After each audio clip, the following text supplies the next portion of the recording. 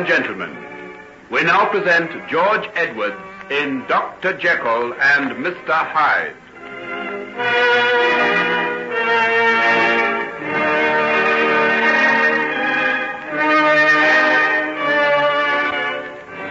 Sit down, Mr. Utterson. Pray be seated.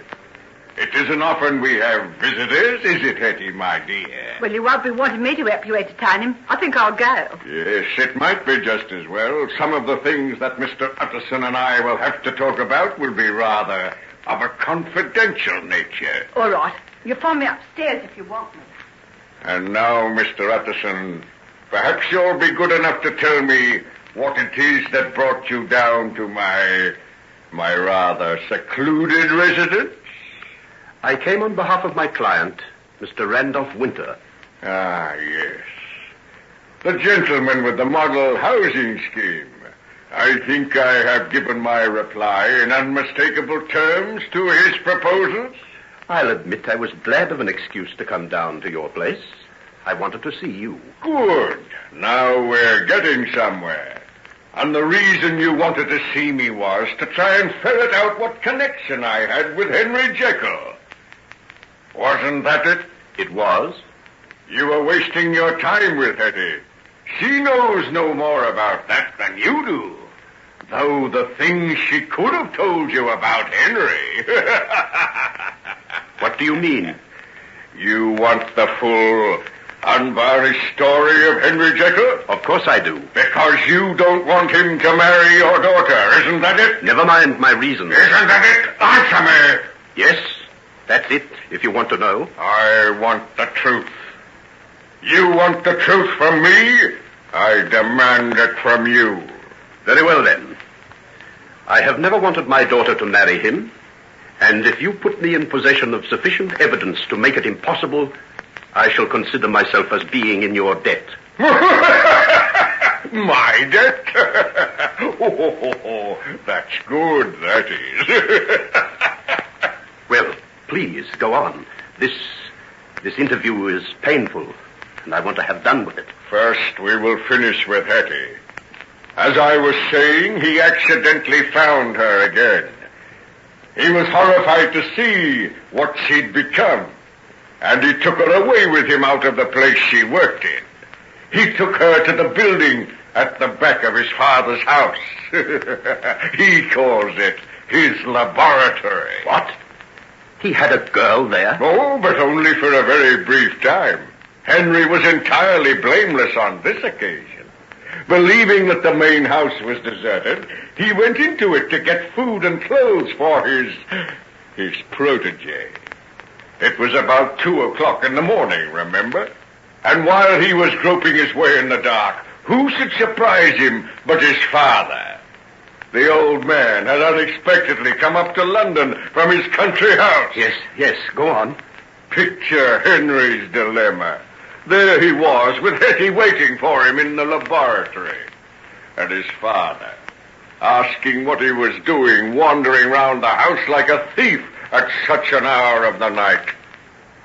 Henry made some sort of an excuse and went off to bed. Leaving the girl to shift for herself? Precisely. Hetty thought that he'd played another trick on her, so she ran away. An hour or so later, she was fished up out of the Thames by the water police from where she'd attempted to commit suicide. Oh, you can't be serious. The girl that I've been talking to? The same. There's a lot more, but I won't go into details. Hetty was charged with vagrancy, sentenced to a term in prison, came out, became a professional thief, got a further prison sentence, and eventually arrived at her present situation, which is a companion to my lighter moments. And this trail of misery is the work of Henry Jekyll? You'd never believe it to hear the way she lied for him, would you? Strange, submissive creatures women are. Well, I can only repeat that I'm indebted to you for what you've told me. I often felt that there was something about Henry that none of us knew of. But I never suspected this. Wait a minute. Wait a minute, that's not all. Surely there's no more. Oh, yes, much more. You were asking Hetty about David Markham, the unfortunate young boy who fell from the window. That was Henry's doing, too. What? Yes. He didn't push him from the top of the tower, but it was he who led him to do the things that got him expelled. They had a quarrel up there, and Markham lost his balance. That's the explanation of the accident. I wonder no one ever suspected it. But he was little more than a schoolboy then. How curious. But curiously old for his age. Didn't you once make that very remark to his father?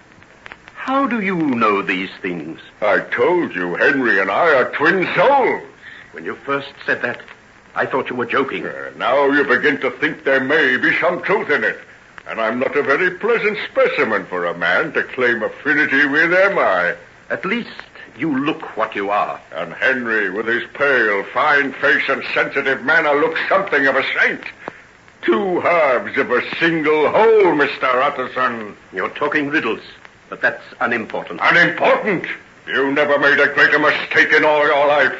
It's the most important, the most vital statement you've ever heard, if you only knew it. I'm afraid I can't stay to discuss metaphysics with you now, Mr. Hyde.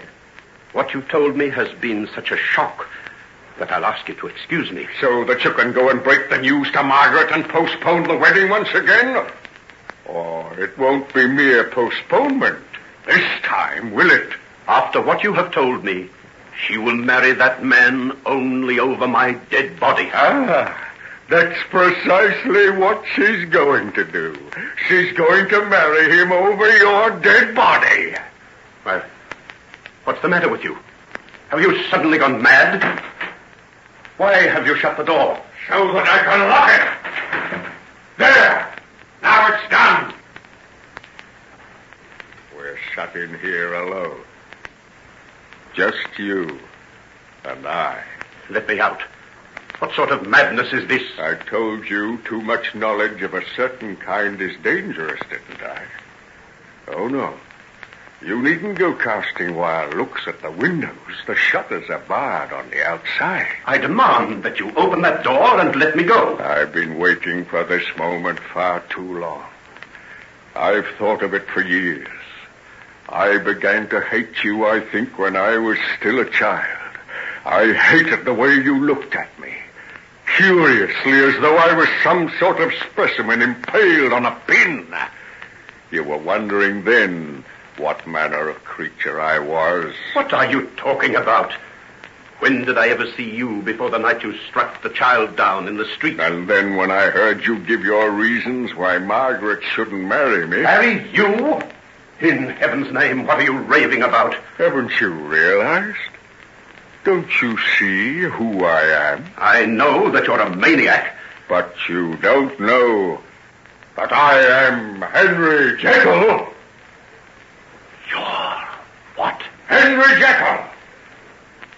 Don't look at me like that. I know you're telling yourself that insane people are subject to delusions, but I am not insane. And then if you're not, stop this hideous fooling and let me out. I can see now I was a fool to believe anything you said. The whole thing is a pack of lies from beginning to end. And you're willing to regard it as such and do nothing to stop your daughter's wedding? I'll make inquiries, and if I find there's no truth in what you say... You'll make no inquiries, my friend, because you're never going out of this room alive. I'm never going out of this room? No. Since I've found the way to protect myself into the form of Edward Hyde, I've done many nameless things, but I've never yet committed murder. I've wanted to. I've wondered how it felt, and now I'm going to find out. Stop this infernal nonsense. Open the door. I decided it should be you some time ago. I never thought you'd play so neatly into my hands as you've done by coming here. Let me out. I wondered when the opportunity would present itself. Stop following me about the room. Stop it, I say. You've knocked over one of the chairs. Are you frightened? Why should a man who's lived the blameless life that you have be afraid to meet his maker? Hyde, stop this. I've done nothing to you. Haven't you? If you hadn't kept Margaret away from me, Edward Hyde would have ceased to exist long ago. She would have made all the difference. Look on your work, O righteous man, and see what you've called forth out of the darkness of a human soul. You foul obscenity. Take my daughter's name off your lips. Your daughter is mine. Mine, I tell you. She's belonged to me ever since we were children, and it's you who've kept us apart. You won't do so anymore. I'll wipe out the existence as I'd smash any other barrier that stood between us. I'm not a young man, but I can still fight. If you won't let me out of this room of your own accord, by heaven, I'll lay you out and get the key that way. Ah, that's better. That's better. Now we've got some hate on both sides. I should say there was. From the first moment I saw you, I had an overwhelming desire to strangle you. You were the foulest, vilest, most repulsive creature I'd ever set my eyes on. The world will be a better place to be rid of you, and God willing, I shall do it. You will! Yes, with my bare hands. Let me get them around your filthy throat. Kill me, would you? Take that. And that. What are you doing? What's happening there? Go away. Get back upstairs. Oh, what are you doing? Let me come in. All right, my dear. Come in. Come in. It might serve as a good object lesson to you. What have you done? Oh, look at him. Yes, take a look. That's the work of Edward Hyde. Not a man to fall foul of. Oh, look at his head. Oh, you beast. You beast. Shut up, you little fool. I'll choke you, too. That's right. Fate. Well, perhaps it's just as well. Now, let me get out of this. First the stick. I must destroy the stick I killed him with. Into the fire with it. Into the fire with it. That's